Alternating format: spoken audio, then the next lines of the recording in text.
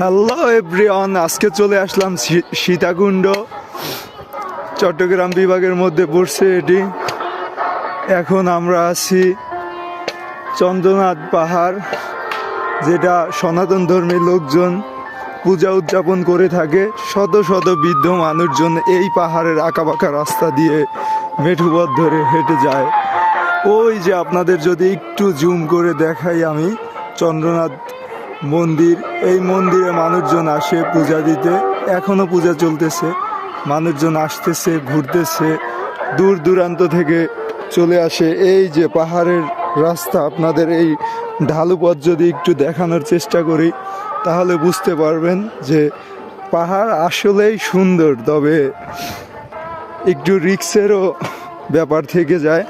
প্রতিটা কদম রাখার আগে চিন্তা করে রাখতে হবে এবং কি দেখে শুনে রাখতে হবে, কারণ নয়তো এই যে খাদ, এই খাদের মধ্যে একবার পড়ে গেলে পা পিছলে বাঁচার উপায় বলতে গেলে খুবই কম।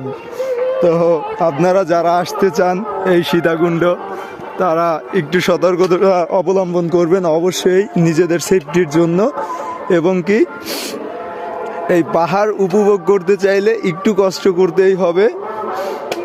পর্যাপ্ত পরিমাণ পানি নিয়ে আসবেন, এবং কি এইদিকেই স্টল, ছোট ছোট পাহাড়ের একটু আঁকাবাঁকা ঢালুর মধ্যে ছোট ছোট স্টল আছে। এই দিক থেকেও পানি, স্লাইন এইগুলো পাওয়া যায় নর্মালি। তো আপনারা নিতে পারেন, প্যারা খাওয়ার কিছু নেই। এবং কি ঢাকা থেকে যারা আসতে চান মিড বাজেটের মধ্যে একটা ভালো একটা ট্যুর উপভোগ করতে পারেন। এবং কি এই চন্দ্রনাথ পাহাড় থেকে হয়তো 100 টাকা গাড়ি ভাড়া, গুলিয়াখালী সি বিচ, সেটাও নেচার খুবই সুন্দর, উপভোগ করার মতো। তো সেখানেও ঘুরে আসতে পারেন। এবং কি এই যে আমি এই দিকটা থেকে মাত্র নেমে আসলাম, দেখুন আপনারা কি একটা অবস্থা। ঠিক আছে, এই যে পর্যটকরা আসতেছে, তারা হাই দিতেছে, ইয়াং গাই। ফিলিংস কেমন? আলহামদুলিল্লাহ ভাই, ভালোই। ওকে, আচ্ছা আচ্ছা। তো তোমাদের ভাইয়া যারা আসতে চায় তাদের জন্য তোমাদের বক্তব্য কি? আচ্ছা, যাদের ঘোরার ইচ্ছা আছে ভাই, ঘুরবেন, আইবেন, মজা আছে ভাই। হ্যাঁ, একটু কষ্ট তো হবেই, হ্যাঁ, পাহাড়ের মধ্যে। হ্যাঁ, ওকে, থ্যাংক ইউ।